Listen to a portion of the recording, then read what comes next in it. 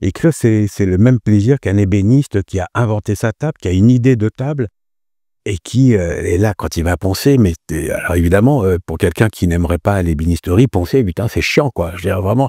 Mais pour celui qui veut avoir exactement le lisse, l'angle, l'arrondi, le truc, etc., je dirais, mais c'est un bonheur sans nom. Grégoire Bouillet, qui voulait savoir, je dois avoir 6-7 livres à mon actif. J'écris. Mon premier livre, c'était en 2002, Rapport sur moi, j'avais 40 ans. Voilà. Il y a alors j'ai une petite métaphore qui me plaît bien parce que qui décrit mon rapport à... Moi, je ne suis pas graphomane, par exemple. Je n'ai jamais cherché à être écrivain. Écrivain, pour moi, c'est un rôle social. Par contre, m'exprimer, j'ai toujours voulu, donc j'ai commencé par la peinture, et puis après est venue l'écriture. D'abord la peinture parce que ma mère prenait tout le langage dans la famille, donc elle en laissait très peu, et à mon père et à mon frère et à moi. Donc la peinture a été la voie d'expression que j'ai privilégiée avant de me rendre compte qu'il fallait quand même que je m'approprie mon propre langage et qu'il fallait que je conteste la langue maternelle, comme on dit. Ça a été un moteur très puissant dans mon rapport à l'écriture. Donc moi je suis pas du tout graphomane, j'écris seulement quand j'écris un livre. Et j'ai la conscience très très nette que c'est un livre que j'écris. J'écris pas pour moi, enfin j'écris pour moi, mais je n'écris pas dans mon coin tout seul en me disant tiens, j'ai écrit un texte qui pourrait éventuellement devenir un livre. Je pense le livre. Je pense la structure, la narration, la continuité, la discontinuité, l'intérêt du lecteur. Je le prends beaucoup par la main, pour une raison assez simple, c'est que moi j'ai pas confiance dans le lecteur. Il n'y a aucune raison de faire confiance au lecteur. Je comprends pas les auteurs qui disent je fais confiance au lecteur pour comprendre ce que j'écris. Bah non, moi je veux être entendu et compris, donc je suis forcé de prendre en compte les éventuelles objections ou les réactions que le lecteur pourra avoir par rapport à ce que j'écris. Et du coup, ça m'oblige à intégrer ces objections pour amener le lecteur, pour briser les premières défenses du lecteur, pour qu'à la fin, il entende ce que j'ai à dire. J'ai un petit exemple comme ça qui est rigolo, c'est dans le Dossier M, donc un livre un peu particulier parce qu'il fait 2000 pages, où j'ai exploré toutes les potentialités de la narration et de la littérature en brisant tous les trucs. Il y a des mots croisés, il y a un site internet, il y a un roman photo, le narrateur dit je, et puis à un moment donné il dit tu, et à un moment donné il est il. Enfin voilà, j'ai joué avec toutes les potentialités littéraires et je joue aussi avec les exergues. Qui sont un terrain de jeu littéraire tout à fait passionnant. Généralement, un auteur, et moi y compris, hein, on se la pète un peu quand on fait une exergue. La première exergue du livre, c'est toujours un grand auteur avec une belle pensée super profonde. Je fais ça aussi. Mais d'un autre côté, je peux aussi citer comme exergue Oui, oui, la voiture jaune, une série télé, une phrase d'une chanson populaire, etc. Parce que la culture, c'est tout ça. C'est à la fois la grande culture, l'élite, et en même temps le tout venant culturel. Voilà. Donc moi, j'aime bien, c'est un petit côté politique, mais j'aime bien mixer les deux. Et voilà. Et il y avait une exergue de Kafka dans un chapitre. Enfin, alors, je me souviens plus exactement de l'exergue, mais c'était... c'est fou ce qui se passe dans la vie d'un homme. Franz Kafka et journal, etc. Donc voilà, c'est l'exergue d'un chapitre, on termine le chapitre, et puis chapitre, et là, de nouveau, c'est fou ce qui se passe dans la vie d'un homme, Franz Kafka. Donc 2 fois la même exergue. Et c'était mon idée de départ, et c'est là où je me suis dit, ouais, alors si j'ai fait ça, le lecteur il dit, tiens, ils se sont trompés. Ils ont mis 2 fois la même exergue et il y a une erreur là. Et il va être content, le lecteur. Parce que le lecteur, il aime bien prendre le pouvoir sur le livre. Le livre a un pouvoir sur lui, mais s'il peut repérer une erreur, un truc, une coquille, etc., il est content parce qu'il reprend la main, il se remet à exister. Et moi, j'avais conscience de ça. Donc, du coup, alors, comme le lecteur est sympa et que le livre est intéressé, il continue de lire le chapitre. Il arrive à un 3e chapitre. Et de nouveau, la même citation, Kafka, c'est fou ce qui se passe dans la vie d'un homme. Et là, le lecteur se dit, ah, c'était pas une erreur, c'est donc voulu. Et ça, il fallait que je maîtrise. Moi, au départ, je voulais juste le faire 2 fois.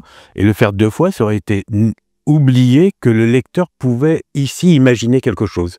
Et je ne voulais pas qu'il imagine ça, je voulais qu'il pense exactement ce que moi j'étais en train de faire, c'est-à-dire jouer sur les exergues et ouvrir une petite réflexion, une perturbation du sens, uniquement avec les mots, avec la même phrase répétée.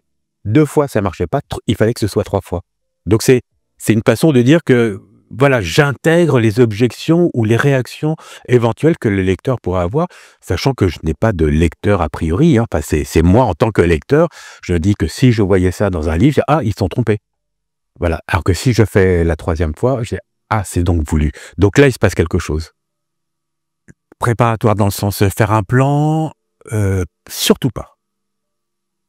Ça se passe pas comme ça. Alors dans mes derniers livres, ce sont plutôt des enquêtes, hein, je enquête sur un fait divers et tout ça, mais dans le deuxième qui fait 2000 pages, non. Ce que je sais au départ, c'est-à-dire que quand ah mais c'est ça que j'ai oublié de dire. Voilà, donc il y a cette phrase du manifeste du surréalisme, pour dire l'impulsion du livre, hein. Moi, j'écris pas tout le temps, mais à un moment donné, il se passe quelque chose qui fait que je vais commencer à écrire un livre et à ce moment-là, c'est, 10 heures par jour, 7 jours sur 7, c'est ma vie devient le livre que j'écris, le livre que j'écris devient ma vie. Enfin, voilà, c'est un peu hystérique, mais c'est ça qui me plaît, c'est ça le bonheur, l'euphorie que j'ai moi à écrire, c'est que en temps normal, je suis comme tout le monde, hein, je veux dire, j'ai une sale gueule le matin, je râle contre la malfaisance de l'époque, je râle contre les factures d'électricité, voilà, contre le bordel ambiant. Et quand je me mets à écrire un livre, je continue de payer mes factures, mais ça n'a plus aucune espèce d'importance parce que j'ai beaucoup mieux à faire. Voilà, j'ai à écrire un livre, j'ai à comprendre qui était cette femme qui s'est laissée mourir de faim, j'ai à découvrir ce que cachent les nymphées de Monet, voilà, j'ai quelque chose à faire, mon existence sur Terre se trouve justifiée. Donc pour moi, l'écriture, la littérature, c'est très existentiel. J'ai un rapport très existentiel à la littérature. Je travaille pas tant la matière littéraire que l'opportunité existentielle que ça m'apporte. Et dans son manifeste du surréalisme, Breton raconte qu'un jour, il est là, un peu somnolent et tout ça, et il entend une voix qui dit une phrase du genre: «Je vois un cadavre retomber par la fenêtre». Enfin, c'est pas exactement la phrase, mais enfin, voilà. Et cette phrase l'intrigue beaucoup. Il se dit: «Mais de qui a dit ça? Est-ce que c'est dans ma tête? Est-ce que c'est quelqu'un qui était dans la cour ou dans la pièce à côté?» Il sait pas, il est vraiment dans un état très flottant comme ça. Et c'est à partir de là qu'il a théorisé l'écriture automatique. Donc d'où l'importance. Et il dit que cette phrase a cogné à sa vitre. Et c'est exactement l'image que moi je peux reprendre sur, à un moment donné, quelque chose cogne à ma vitre, qui me déclenche et qui déclenche le désir d'écrire un livre et de partir dans l'aventure d'un livre. Tant que rien ne cogne à ma vitre, moi j'écris pas. Voilà. Est-ce que vous faites beaucoup de... Alors je fais pas de travaux préparatoires. Ça cogne à ma vitre et moi j'ai une façon d'écrire qui est que je rapprocherais de la musique improvisée du free jazz, en fait. C'est-à-dire que moi, alors je sais que j'ai, allez, on va dire quoi, 10 scènes, j'ai 10 points comme ça, de 10 étapes, 10 villes comme Ulysse, hein. Enfin, voilà, il y a Calypso, Circé, Nausicaa, voilà, donc je sais ça, c'est juste plutôt des mots-clés, des scènes, des visions, en fait, voilà, j'ai des étapes, mais je sais pas du tout comment je vais y aller, je sais même pas dans quel ordre. Peut-être si quand même un peu l'ordre, mais voilà, je pars avec juste ça, j'ai un fil. Et le fil, après, je l'improvise au fur et à mesure de l'écriture. C'est-à-dire que une idée en entraîne une autre, un mot en entraîne une phrase en entraîne une autre, un paragraphe en entraîne un autre, et c'est ça qui construit le récit. Et je construis le récit en temps direct. Et improviser, c'est pas du tout... c'est le contraire de lire de la musique déjà écrite. C'est-à-dire que moi, je pense, très mal à l'aise si j'avais tout scénarisé à l'avance et qu'après, écrire consisterait à remplir les cases. Parce que là, pour moi, on vit rien. Enfin, j'aurais le sentiment de ne pas vivre l'écriture. Alors que là, je pars, je sais que j'ai un point de départ, j'ai une scène d'ouverture. Et cette scène, c'est l'écriture, ce sont les mots eux-mêmes qui, à un moment donné, je vais arriver à la fin d'un paragraphe et ça va entraîner une suite. Et moi, je fais suffisamment confiance à ce qui se passe dans le temps de l'écriture, à l'inconscient de l'écriture, hein, pour que, eh ben, ok, je continue. Si tu me dis, il y a comme un cheval, quoi, il tourne à droite, ok, je vais aller à droite. Et si je suis vraiment, parce que c'est ça improviser, c'est être présent dans le temps de l'écriture. Ce n'est pas écrire distancié, c'est être vraiment à l'intérieur de chaque mot, de chaque idée, de chaque pensée, puisque écrire, ça fait penser. C'est le propre même de l'écriture, c'est quand j'écris, je me mets à penser, et l'écriture me fait penser, et je pense l'écriture en même temps. Et c'est ça qui crée une espèce de machine célibataire qui fait que, eh ben voilà, le fil. et je retombe toujours, si je suis vraiment présent, ça a toujours un sens ce que je vais faire. Parce que c'est à l'intérieur de l'univers de la narration, eh bien, ça va m'emmener quelque part. Je ne m'attendais pas à aller là, mais si j'y vais, il va y avoir une raison que je vais découvrir en écrivant.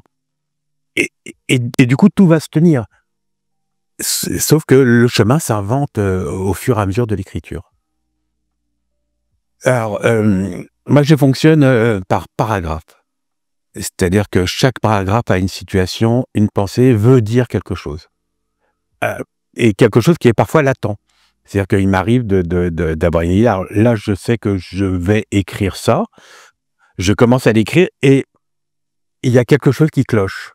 Et ça, c'est très important d'avoir ce petit sentiment-là. Je ne suis pas allé au bout du truc. Et donc, je peux réécrire énormément. Vraiment un paragraphe. Vraiment beaucoup. Je peux, tant que je suis pas allé au bout de ce paragraphe-là, je ne lâche pas l'affaire.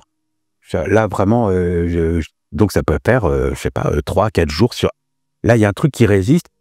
Et si ça résiste, c'est parce que, en fait, ce que je voulais dire n'était peut-être pas exactement ce que je pensais vouloir dire. Et que ça, c'est l'écriture qui va m'amener à dire « Ah, en fait, c'est ça que tu voulais dire. C'est pour ça que tu voulais faire ce paragraphe, c'est parce que... Mais tu ne le savais pas au moment où tu as démarré, tu avais une idée. » Alors, donc c'est... Moi, Word, le logiciel m'a sauvé. Parce que, à un moment donné, j'avais même imaginé... j'adorerais faire ça, écrire un petit livre qui serait juste l'écriture d'un paragraphe. Et tout le travail sur chaque mot, chaque phrase, parce que tout compte, en termes de sonorité, en termes de sens, évidemment, mais en termes de sonorité, en termes de rythme, en termes de... Alors, je veux que la pensée existe, mais je veux aussi que le lecteur soit séduit par cette pensée. Donc, je fais rire aussi. Donc, il y a énormément de... il y a plein d'entrées à l'intérieur même du temps de l'écriture. Et il faut que tout ça arrive à une espèce de perfection, selon moi en tous les cas, où tout est à sa place. Et à partir du moment où j'arrive à cet état-là, à ce moment-là, je peux passer à la suite. Mais c'est le bonheur du boulot, quoi. C'est pas du tout... c'est un vrai plaisir, c'est comme un casse-tête, quoi. Et il faut résoudre le casse-tête, quoi. C'est comme... voilà, moi j'aime bien dire, j'essaye d'expliquer assez souvent que pour moi, écrire, c'est le même plaisir qu'un ébéniste qui a inventé sa table, qui a une idée de table, et qui est là quand il va poncer. Mais alors évidemment, pour quelqu'un qui n'aimerait pas l'ébénisterie, poncer, putain, c'est chiant, quoi. Je veux dire, vraiment. Mais pour celui qui veut avoir exactement le lisse, l'angle, l'arrondi, le truc, etc. Je veux dire, mais c'est un bonheur sans nom, parce que le bonheur de l'écriture et de la littérature, c'est qu'on est responsable de toute la chaîne de production. Ce que vous n'avez pas quand vous êtes cinéaste, ou etc., ou au théâtre, enfin, vous avez plein de monde et tout ça. Là, c'est moi, je ne suis pas responsable de la diffusion, puisque ça va être mon éditeur, mais je suis responsable de tout le reste. Et ça, c'est quand même, il n'y a pas d'autres occasions dans la société pour être responsable de absolument toute la chaîne de production. Donc moi, j'adore ça. Et là, c'est ma responsabilité que vraiment l'arrondi, là, de l'angle, je veux qu'il y a un léger creux ici. Et de ça c'est ma responsabilité et ça, c'est un bonheur. Est-ce que vous faites du travail de recherche? Alors, j'ai beaucoup, non pas raconté ma vie, mais je suis beaucoup parti de moi. C'est une sorte de méprise pas mal sur mes bouquins où on m'a rangé un peu vite dans l'autofiction, en imaginant que je parlais de moi. En fait, je parle pas de moi, je pars de moi pour aller vers un certain nombre de choses que j'ai vues, vécues, appréhendées, mais vers le monde, vers la littérature, vers ce que je ne sais pas et que l'écriture, justement, va me permettre de découvrir. Donc, et puis une fois que j'ai cessé de faire ça, j'ai continué à avoir ce point de départ qui est, moi j'appréhende le monde et le réel, parce que je suis un écrivain du réel, à partir d'un point de vue qui est mon point de vue, qui est totalement assumé, mais qui me permet justement d'embrasser le reste du monde, parce que je sais d'où je parle. Mais je me suis mis à faire des enquêtes, notamment sur un fait divers, et donc là, sur le cœur ne cède pas, sur une ancienne mannequin qui s'était laissé mourir de faim en écrivant le journal de son agonie. J'avais enquêté pendant 1 an et demi avant de commencer à écrire. Et c'était marrant parce que c'était 1 an et demi que j'enquêtais dans les archives, dans les journaux, dans tout, voilà, pour essayer de comprendre qui était cette femme et où se trouvait le journal d'agonie. Et j'ai dit, bon, et l'enquête m'a passionné. Enfin, c'était génial de plonger dans les archives, j'avais jamais fait ça, les généalogies, tout est accessible. Enfin, voilà, je pouvais passer 15 heures à aller sur les archives de l'Indre, refaire tous les actes de naissance, de décès, de mariage, enfin, voilà. Les trucs militaires aussi, c'est vraiment, ça m'a passionné, vraiment. Mais au bout d'un an et demi, je me suis dit, mais bon, en fait, c'est pas une enquête perso, quoi. C'est à un moment donné, il va falloir écrire. Et quand j'ai retrouvé la petite fille de Marcel Pichon, puisque c'est cette femme qui s'est laissée mourir de faim, ancienne mannequin, s'appelait Marcel Pichon, elle m'a interdit d'écrire sur sa grand-mère. Elle m'a envoyé un mail, et moi, j'avais pas commencé à écrire. Et là, c'est le mail, je me suis dit, mais quel magnifique début de livre. J'avais pas le début, je savais pas comment démarrer. Et là, eh ben, ok, je veux dire, la petite fille, donc je cite le mail de la petite fille, texto, hein, page, voilà, je vous interdis de parler de ma grand-mère. Et c'était un début parfait parce qu'il posait tous les enjeux de l'écriture et du livre à venir. C'est-à-dire, qu'est-ce qu'on peut dire de la réalité?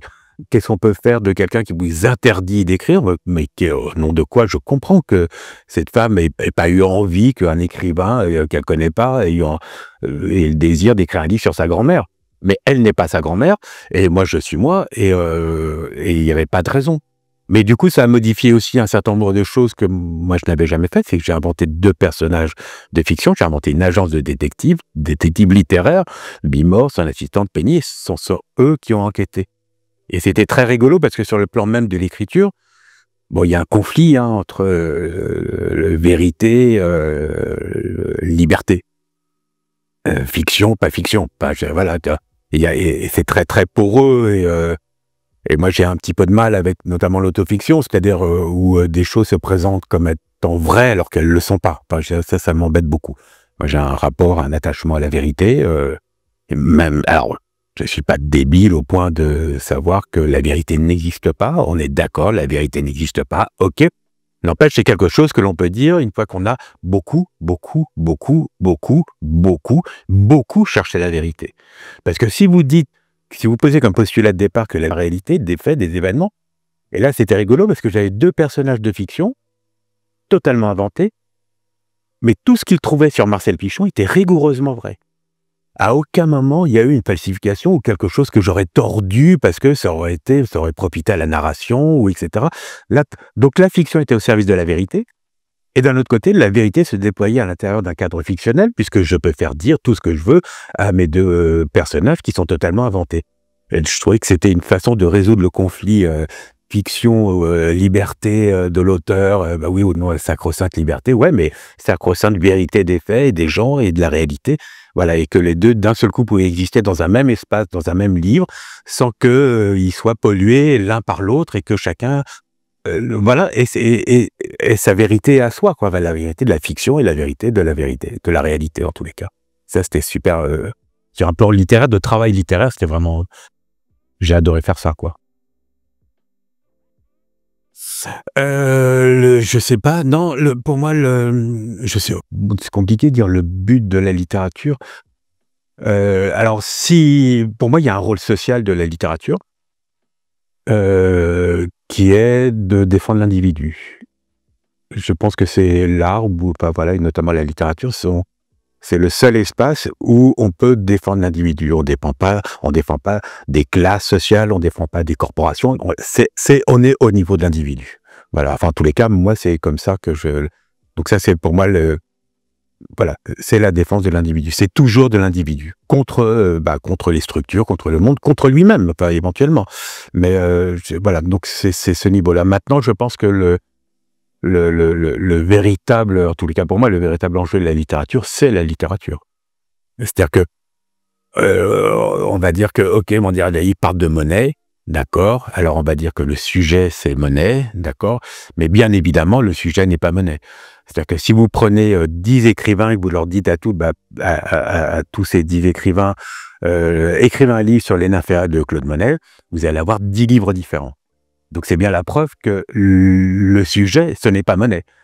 C'est le livre qui fait le sujet, et c'est pas le sujet qui fait le livre. Et il y a une espèce d'impossibilité, j'ai l'impression, notamment dans les médias, etc. Quand on parle d'un livre, on va parler du sujet du livre, c'est-à-dire de l'histoire qu'il est censé raconter. Claude Monet, voilà. Donc on va parler de Monet. Et on va parler pendant 1 heure de Claude Monet, et on va pas parler du livre. Et moi, ça m'énerve parce que je m'en fous de Claude Monet. Par contre, je me fous pas du livre qui s'est emparé de Claude Monet pour construire quoi? Un livre. Et le véritable sujet, c'est bien évidemment la littérature. De même que l'autre façon de ne pas parler littérature, de ne pas mettre les mains dans le cambouis, hein, enfin, je veux dire, c'est on va parler de l'auteur. Génial, ouais. Alors, vous avez été malheureux quand vous étiez petit, tout ça, et alors vous mangez quoi et tout ça? Et les auteurs ont une espèce de complaisance pour parler d'eux-mêmes et tout ça, et tant qu'ils parlent d'eux-mêmes, ils parlent pas de leurs livres.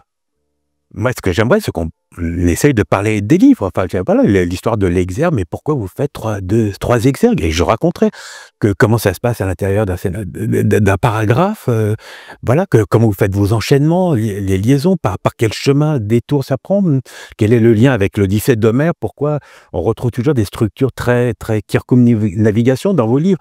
Voilà, enfin, la matière elle-même du livre qui se construit, qui est la seule chose intéressante, à mon avis, quoi.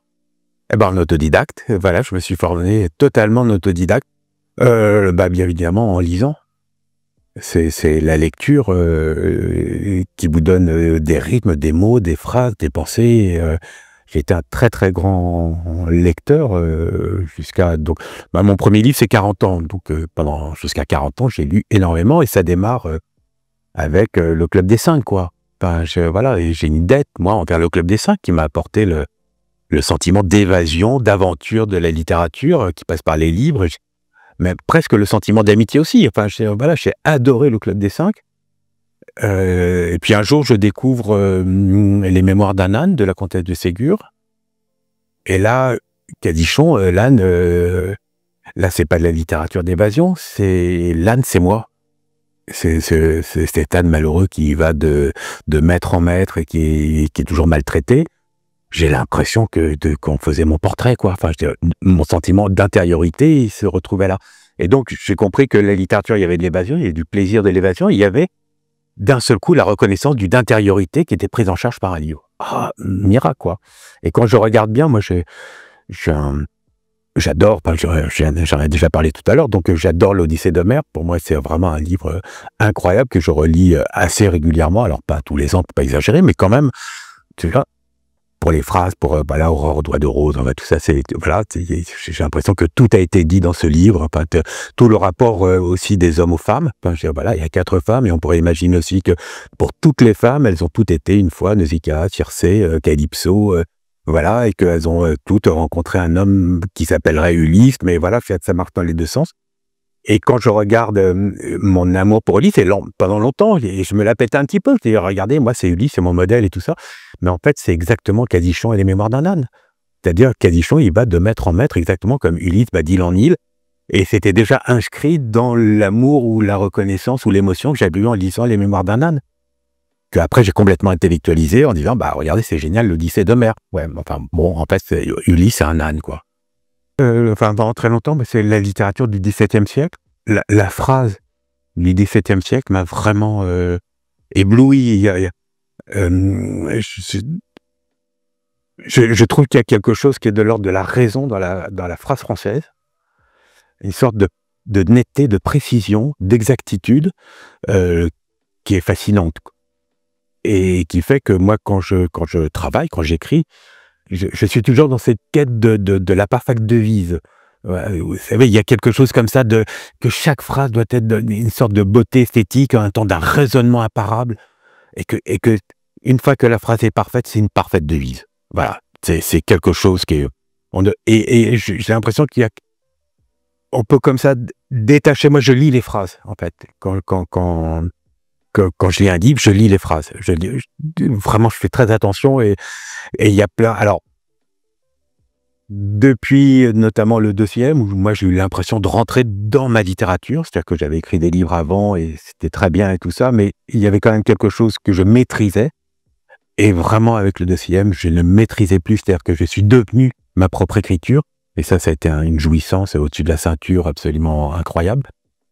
Depuis ce moment-là, je lis beaucoup moins, avec beaucoup moins d'innocence, les livres.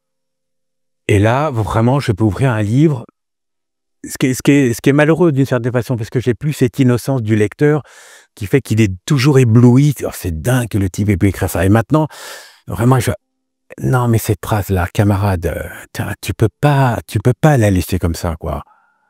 Et donc, voilà, je lis en tant qu'écrivain, alors qu'avant, je lisais en tant que lecteur. Et du coup, ça a affiné bien évidemment. C'est-à-dire qu'il y a des livres que vraiment je peux admirer sur le plan aussi de l'écriture, voilà, j'ai un Nabokov m'éblouit encore plus que lorsque je l'ai lu à 20 ans, par exemple. C'est-à-dire que là, je vois le travail sur la langue qui est absolument prodigieux, l'intelligence qu'il y a dans la phrase, dans la narration, dans tout, dans les personnages. Enfin, c'est vraiment magnifique, quoi. Mais il y a des livres maintenant qui me tombent des mains parce que je vois les imperfections, quoi. Enfin, ce qui me semble à moi être des imperfections.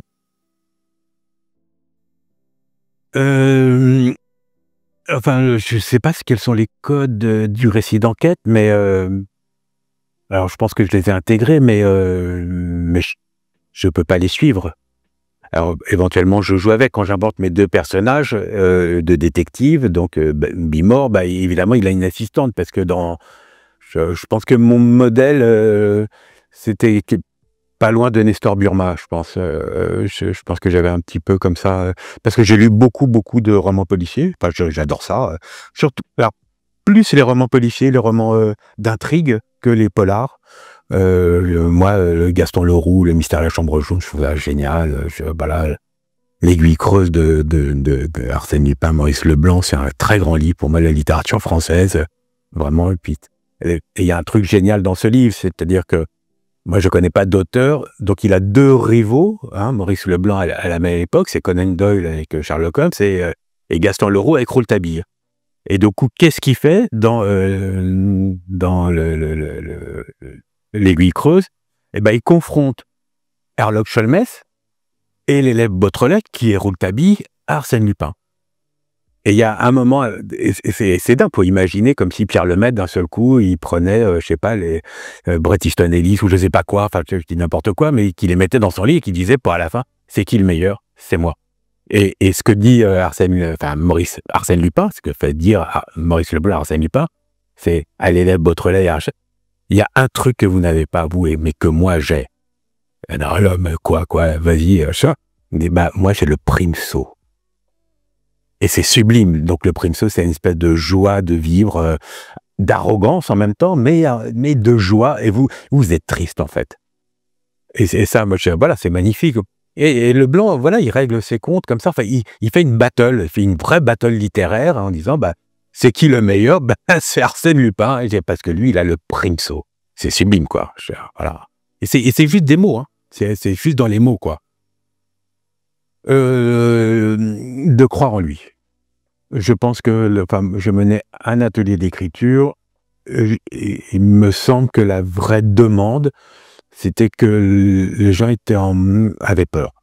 Ils avaient un problème de confiance en eux, parce que la littérature, c'est écrasant, parce que il y a le prestige du livre et tout ça, qu'on est face à soi, hein, qu'il n'y a pas d'aide.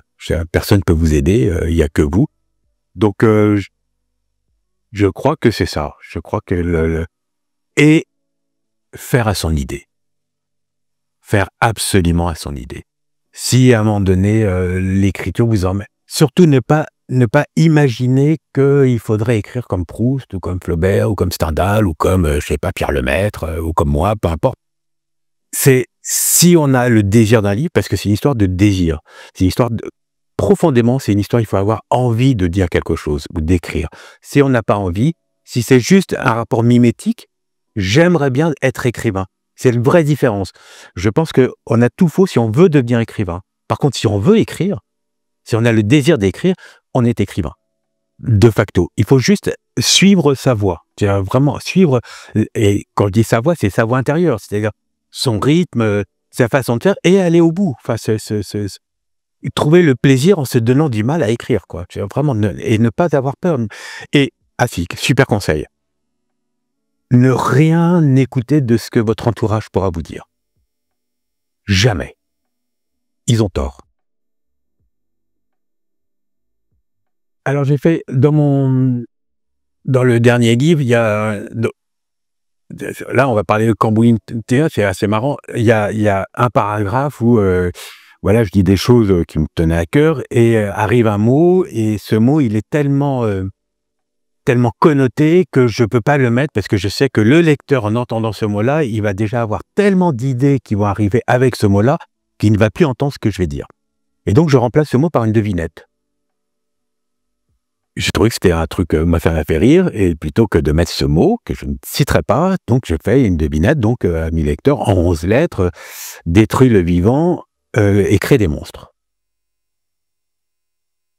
Et j'ai reçu plein de courriers me donnant des propositions, et c'est très rigolo parce que moi j'ai un mot, et pour moi ça décrit, enfin, cette définition décrit exactement ce que j'avais en tête, et pour les gens ça décrit totalement des choses complètement différentes de ce que j'imaginais, donc c'est très rigolo. Le lecteur s'approprie voilà, ce qu'on écrit, hein, on n'est pas maître de ça, même si moi j'essaye au maximum de me faire entendre. Et c'est très rigolo parce que du coup, il y a quelqu'un qui s'appelle Pauline Toulet, qui est une autrice tout à fait rigolote et remarquable, qui a écrit un petit livre sur très olypien, et qui m'a envoyé, elle a posé la devinette à ChatGPT. Et ChatGPT répond très bonne devinette, enfin quelque chose comme ça, donc je propose le mot radiation. Parce que c'est ce qui détruit le vivant et crée des monstres, je crois, etc.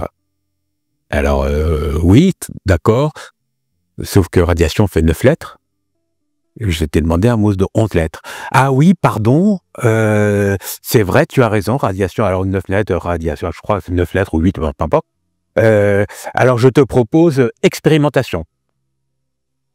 Oui, c'est pas mal, mais expérimentation fait 13 lettres.